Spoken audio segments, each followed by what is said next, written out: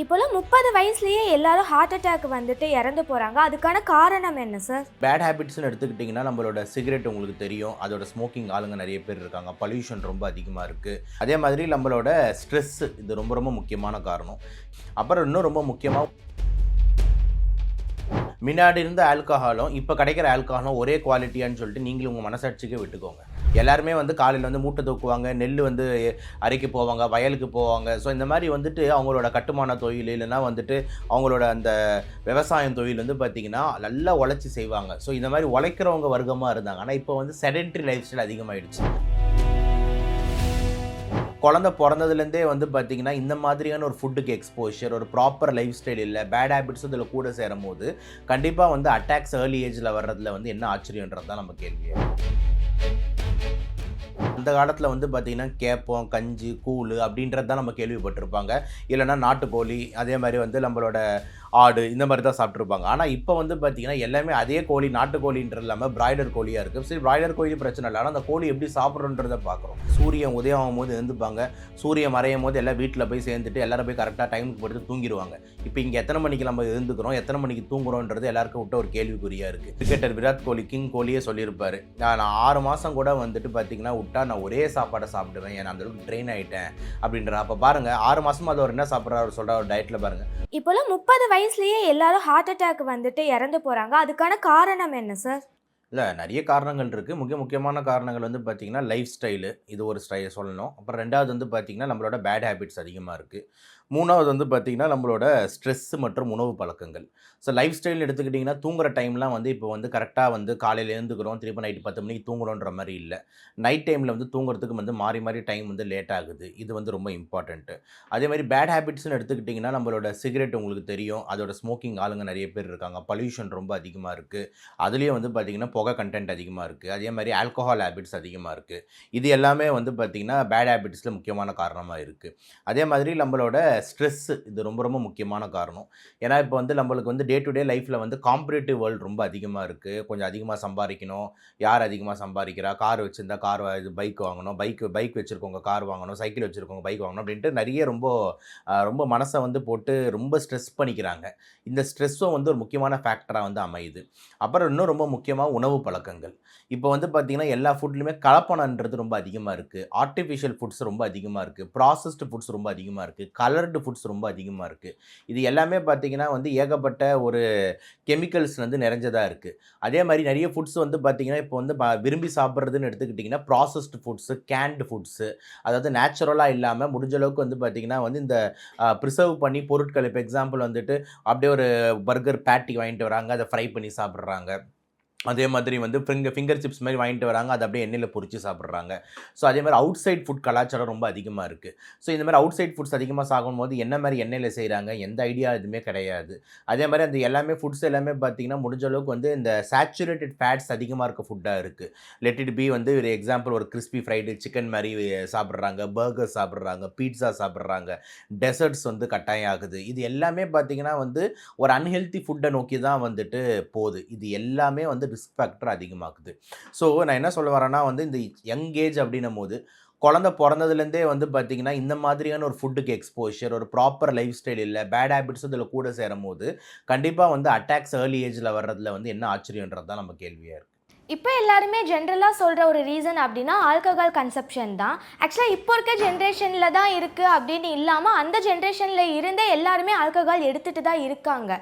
So ஆல்கஹாலை ஒரு ரீசனாக வச்சு இதனால தான் 30ஸ்லேயே ரொம்ப சீக்கிரமாக ஹார்ட் அட்டாக் இறக்குறாங்க அப்படின்னு சொல்கிறாங்க. ஸோ இது ஒரு ரீசனாக இருக்குமா சார்? இப்படி சொல்கிறதுக்கு ரீசன் என்ன? கரெக்ட். கண்டிப்பாக நம்ம முன்னாடி இருந்தவங்க ஆல்கஹால்னு ஒரு ஸ்பெசிஃபிக்காக இங்கே கேட்கறதுனால நான் சொல்கிறேன். முன்னாடி இருந்த ஆல்கஹாலும் இப்போ கிடைக்கிற ஆல்கஹாலும் ஒரே குவாலிட்டியான்னு சொல்லிட்டு நீங்களும் உங்கள் மனசாட்சிக்கே விட்டுக்கோங்க. அந்த காலத்தில் பார்த்திங்கன்னா கல் இறக்கி குடிச்சிக்கிட்டு இருந்தாங்க. இந்த டைமில் என்ன சரக்கு விற்கிறாங்கன்ட்டு நம்ம எல்லாருக்குமே தெரியும். எவ்வளோ பார்த்திங்கன்னா சைட் எஃபெக்ட்ஸ் ஆல்கஹால்ஸ்னால வருது அப்படின்றது தெரியும். 1. 2வது பார்த்திங்கன்னா முன்னாடி காலத்தில் அப்படி இருந்தாங்கன்னா அதுக்கு ஏற்ற மாதிரி எல்லாருமே வேலை செஞ்சாங்க. இது ரொம்ப ரொம்ப முக்கியம்.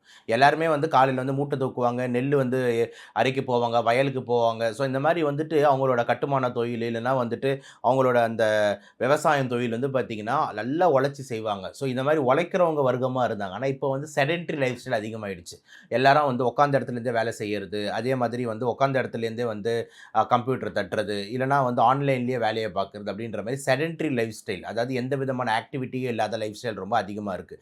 இது ஒரு முக்கியமான காரணமாக வந்து அந்த காலத்துக்கும் இந்த காலத்துக்கும் பார்க்கலாம் ஒன்று.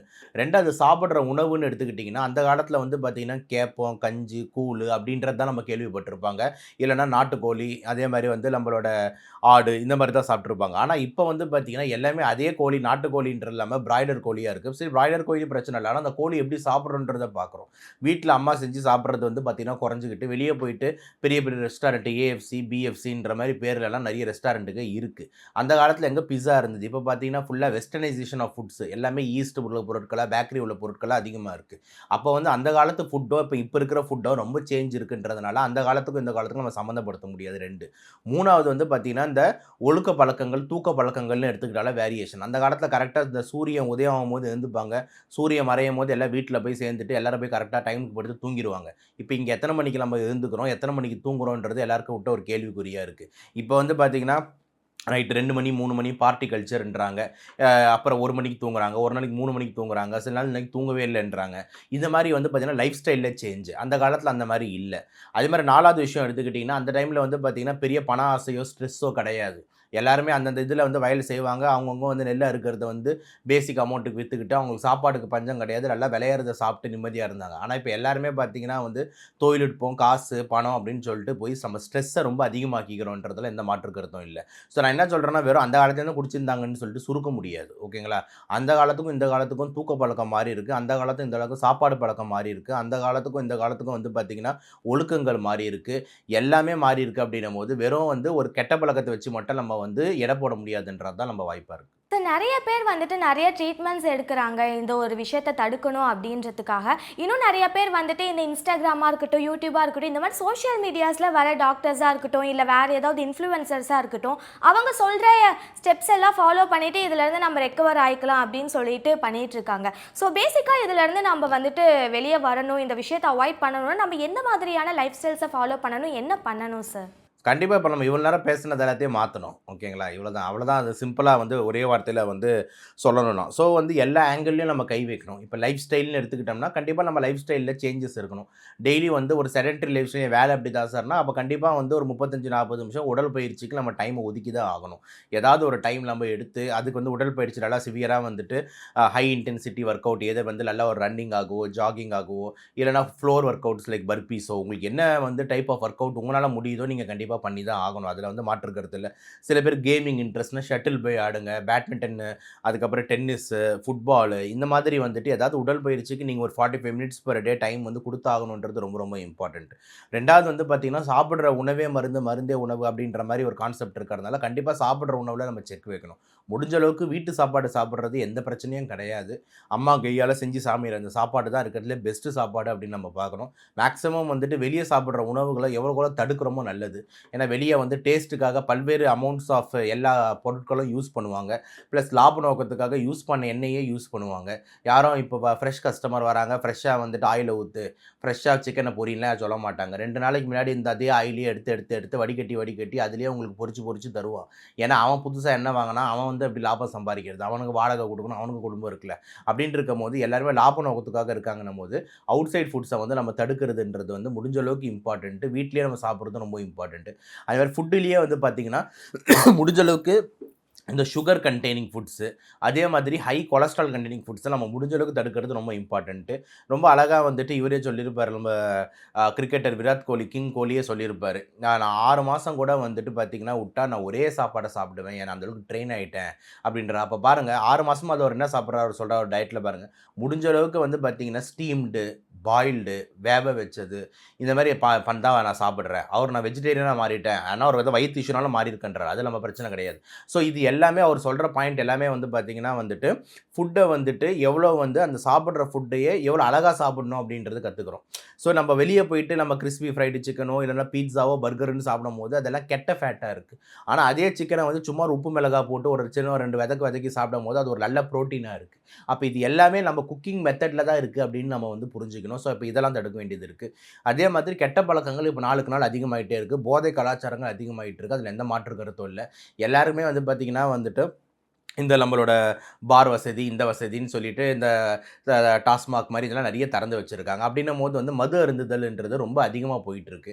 இதுவும் வந்து நம்ம கண்டிப்பா தடுக்கணும். அதே மாரி சிகரெட் ஸ்மோக்கிங்கு இதுவும் வந்து ரொம்ப அதிகமாயிட்டுருக்கு. அப்ப இதையும் தடுக்கணும். அப்ப இது எல்லாமே தான வந்துட்டு தடுப்பு வழியா இருக்கும். அப்ப இந்த இடத்துல வந்து நம்ம வந்து இதெல்லாம் தடுக்கணும்னு நம்ம வந்து பேசுறோம் அப்படின்னா வந்துட்டு எல்லாருக்கும் பொறுப்பு இருக்குன்னு தான் நான் பார்க்குறேன். அதாவது ஒரு தனி மனித ஒழுக்கம் அப்படின்றது நம்மளோட பொறுப்பு. பேரண்ட்ஸும் வந்து பசங்கள கண்காணிச்சு, பசங்கள நல்ல வழியில கொண்டு போறதுன்றது ஒரு பொறுப்பு. அதுக்கு பேரண்ட்ஸும் வந்து ஒழுங்கா அவங்களுக்கு ஏத்த மாரி சாப்பாடு இதுலேருந்து எல்லாமே அவங்க ஒரு ட்ரெயின் பண்ணுறது. கண்டிப்பா வந்து என்ஜிஓஸ்க்கு ஒரு பொறுப்பு இருக்கு. ஓகேங்களா? அவங்கலாம் வந்து பார்த்தீங்கன்னா, முடிஞ்ச அளவுக்கு வந்துட்டு இந்த அவேர்னஸ ஸ்கூல் ஸ்டூடண்ட்ஸ்க்கு, காலேஜ் ஸ்டூடண்ட்ஸ்க்குலாம், யங்ஸ்டர்ஸ்க்குலாம் வந்து பரப்ப வேண்டிய ஒரு முக்கியமான பொறுப்பு இருக்கு. இது எல்லாத்தையும் தாண்டி நம்ம எல்லாரும் யோசிக்கணும். இப்ப இதெல்லாம் எப்படி ஈஸியா கிடைக்குது அப்படின்னு யோசிக்கணும். அது யார் கையில இந்த பொறுப்பு இருக்கு? எப்படி வந்து வந்து மது கிடைக்குது? எப்படி விக்காம கிடைச்சிருமா? இல்லன்னா சிகரெட் எப்படி கிடைக்குது? இல்லன்னா வந்து பார்த்தீங்கன்னா, போதைப் பொருட்கள் எப்படி கிடைக்குது? அப்ப எல்லாம் மார்க்கெட்ல இருக்கு தானே! அப்ப இதெல்லாம் யாரோட பொறுப்புன்றது பெரிய பொறுப்பா மேல உட்காந்துட்டு இருக்கவங்களோட பொறுப்பா இருக்கு.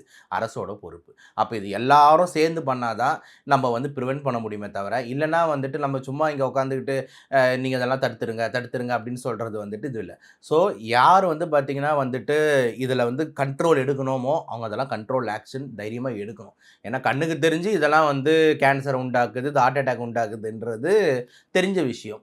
தெரிஞ்சே வந்து எல்லாருமே யூஸ் பண்றோம். யூஸ் பண்றவங்கள ஊக்குவிக்கிறோம்.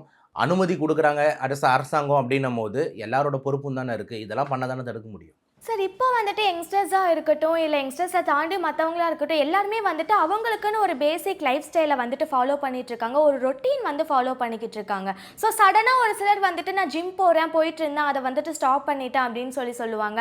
சடனா ஒரு சிலர் வந்துட்டு என் ஃபுட் ஹேபிட்ட நான் மொத்தமா மாத்திக்கிட்டேன் அப்படின்னு சொல்லுவாங்க. ஸோ இந்த மாதிரி பண்ணிட்டு இருந்த ரெகுலர் விஷயங்கள்லாம் வந்துட்டு ஸ்டாப் பண்ணிட்டு, திரும்ப வேற விஷயங்கள ஸ்டார்ட் பண்றதுனால ஹார்ட் அட்டாக் வரதுக்கு ரீசனா இருக்குமா சார்? எக்ஸைஸ்ன்றது கண்டிப்பா விடுறதுன்றது ஒரு 30, 40% வந்து கண்டிப்பா இம்பார்ட்டன்ட்டுங்க. ஏன்னா, எப்பவுமே ஒரு பிரச்சனைன்னு எடுத்துக்கிட்டீங்கன்னா வந்துட்டு, வெறும் ஒரு காரணம் மட்டும் சொல்லவே முடியாது. ப்ளேம் பண்ணவே முடியாது. ஒரு நல்ல உதாரணம் சொல்லணும்னா, ஒரு ஒரு காதலர் பிரியிறாங்க, இல்ல ஒரு புருஷன் பொண்டாட்டி பிரியிறாங்க அப்படின்னு பார்த்தீங்கன்னா, வெறும் வந்து புருஷன் மேல தான் தப்பு அப்படின்னு சொல்ல முடியாது. பொண்டாட்டி மேலயும் தப்பு இருக்கும். இந்த புருஷனோட அம்மா மேலயும், மாமியார் மேலயும் தப்பு இருக்கும். இந்த பொண்டாட்டியோட அம்மாவும் ரொம்ப ஏத்தி விட்டுருக்கும். அந்த மாரி எல்லாரோட கான்ட்ரிபியூஷனும் 20, 20 விழுக்காடு இருக்கும். எல்லாம் சேர்ந்து தான் இந்த டைவர்ஸ்ன்றது நடக்குது. அதே மாதிரி வந்து பார்த்தீங்கன்னா, இப்ப நீங்க சொல்ற மாதிரி வெறும் எக்ஸர்சைஸ்னால தான் பிரச்சனையா? அப்படின்னு நீங்க மொட்டையா கேள்வி கேட்டீங்கன்னா, அது தப்பு. அது எக்ஸர்சைஸ்ன்றது ஒரு 20, 30 விழுக்காடு வந்து ஒன் ஆஃப் த காரணமா இருக்கலாம். அதனால தான் நான் சொன்னேன், எக்சர்சைஸ் பண்றதும் இம்பார்ட்டன்ட். 35 to 40 மினிட்ஸ் நீங்க எக்சர்சைஸ்க்கு ஒதுக்கி ஆகணுன்ட்டு நான் ஒரு பாயிண்ட் ஆணித்தனமா சொல்லிட்டேன். அதில மாற்று கருத்து இல்ல. ஆனா எக்ஸர்சைஸை தாண்டி வந்து பார்த்தீங்கன்னா, நம்மளோட ஃபுட் ஹேபிட்ஸ்க்கும் ரொம்ப இம்பார்ட்டன்ஸ் இருக்கு. தூக்க பழக்கத்துக்கும் ரொம்ப இம்பார்ட்டன்ஸ் இருக்கு. பேட் ஹேபிட்ஸ்ல எக்ஸ்போஸ் ஆகாம இருக்கிறதுக்கும் ரொம்ப இம்பார்ட்டன்ட் இருக்கு. ஸ்ட்ரெஸ் ஆகாம இருக்கிறதுக்கும் ரொம்ப இம்பார்ட்டன்ட் இருக்குன்னும்போது, எல்லாத்துக்குமே 20, 20 விழுக்காடு நம்ம குடுத்தே ஆகணும் அப்படின்றது தான் நம்மளோட பாயிண்ட்டா இருக்கு.